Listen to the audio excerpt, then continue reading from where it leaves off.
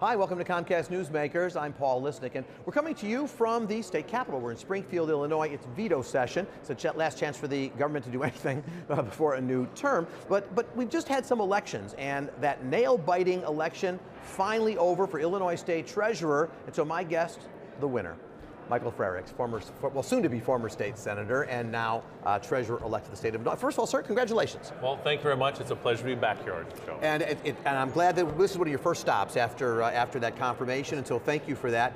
And so let's get you into office already. You told me that one of the first thing you'll do on day one, audit of the treasurer's office. Still the plan? Yeah, we're putting together a transition team, but one of their tasks is to go out and find some good corporate citizens who want to help the state out, who want to offer their services to help find efficiencies and reduce spending in the state of Illinois.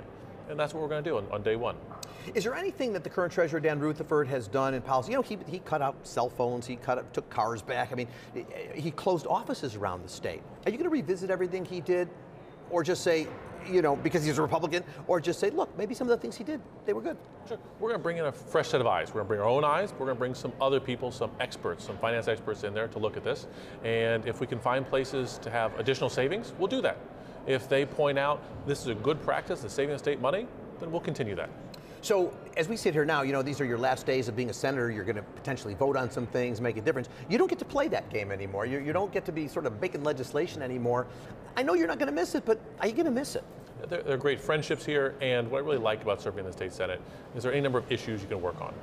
But my hope in the state treasurer's office, there's a smaller window of things we can do, but we have greater impact. And so we're going to work on reducing banking deserts in the state of Illinois. We're going to work on making greater investments in Illinois entrepreneurs and small businesses to help grow jobs here in the state. And we're going to try and make sure that when families are saving for their college education, you know, they're getting a helping hand, and we're reducing fees they have to pay. You make the investment decisions for the state's money. That's what you do. You want to make the state money. So as you do that now, having been a senator for 4 years, do you, do you step in and say, I want to look at investment opportunities that simply make the state money, or do you look at the way in which folks will help out in banking in certain desert areas? In other words, is there more to it than just the return on the investment? Yeah, but we think you get a good return on your investment. You get good dividends when you help grow companies here in the state of Illinois. Not only do you get a interest return to the state when you invest in Illinois companies, but if they grow and they hire new employees, those employees are paying more in taxes. That helps us with a lot of problems we have here in Springfield. If we're able to generate more revenue through growth, that means fewer dollars we have to raise through tax increases or fewer painful cuts we're going to have to make. I want to look at two directions. One counterpart to you, of course, the controller, Judy Bar-Topinka, Republican. She returns to office. You're a Democrat, but I'm guessing you two get along. We get along well. We talked before this election about the need and desire to work together, to find some efficiencies, to reduce some redundancies out there. But that's what I've done in my time in the state Senate. I represent a part of the state that has an awful lot of Republicans, and I had to work with my Republican state representatives. We've had a good way of getting things done, and we think that's what the people of the state are asking for. They're looking for bipartisanship, and they're looking for solutions rather than fighting. Less than a minute left, but on the other side, you have another Republican, Bruce Rauner's the governor.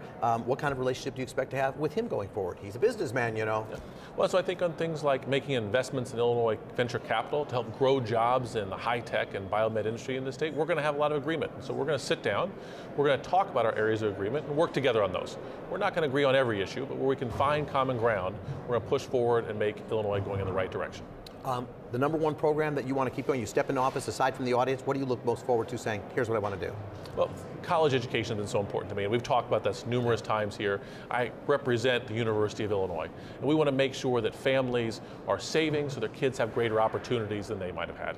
Treasurer-elect Mike Frerichs, congratulations to you. Thanks for being with me. One of your very first stops. I'm Paul Lisnick. This is Comcast Newsmakers. Bye-bye.